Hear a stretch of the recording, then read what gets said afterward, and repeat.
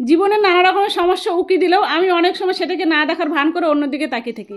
এই যে বালতিটা চিনতে পারছো, আমি যে রান্নাঘরে চোচাগুলো রাখতাম, এর আগে টমেটো হয়েছিল, সেটার ভিডিও দেখেছি। এবার হয়েছে করলা, বেশ হয়েছে, কয়েকটা খেলাম গো, কিন্তু আজকে বেশি নেই, গিয়ে দেখছি মাত্র একটা না দুটো। চলো তাহলে সেটা গিয়ে রান্না করি।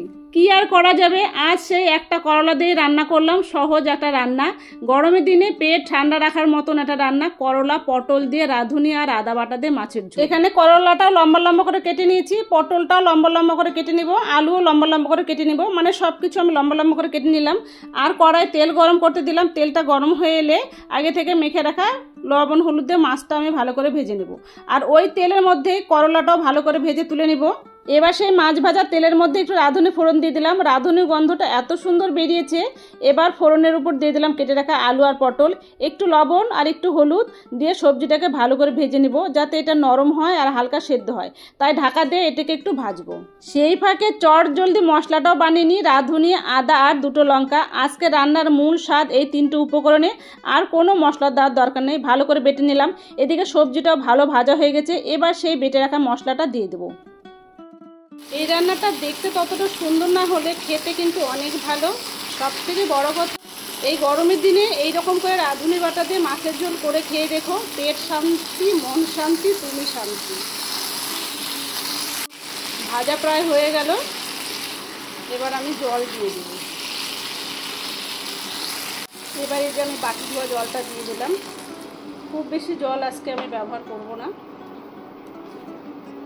এবার একটু লবণ দিয়ে এটাকে ঢাকা দিয়ে রাখবো, এই আলুটা শুধু সেদ্ধ হওয়ার জন্য, কারণ পটল তো সেদ্ধ হয়েই গেছে। পরিমাণ মতো লবণ আর চিনি দিয়ে দিব। এবার এটাকে ফুটিয়ে নিব, ফুটে এলে করলা ভাজা আর মাছ ভাজাটা দিয়ে দিব।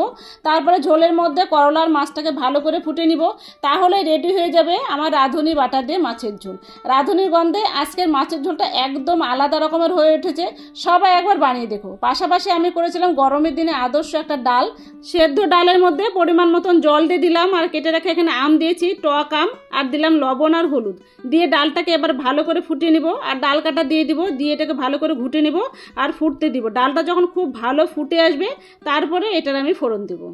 ঘরোয়া স্বাদের একটা ডাল। এবার ডালটা দেখো ভালো ফুটে গেছে, এবার আমি এটাকে সম্বারে দিব। তো ফ্রাইং প্যানে দিয়ে দিলাম তেল, তেলের মধ্যে দিয়ে দিলাম শুকনো লঙ্কা, তেজপাতা, আর দিয়ে দিলাম সর্ষে ফোড়ন। ফোড়নটা খুব ভালো করে পুড়িয়ে নিবে, একদম যখন পোড়া পোড়া হবে তখনই ডালটা দেবে, তাহলে দেখবে খুব ভালো হয় ডালটা।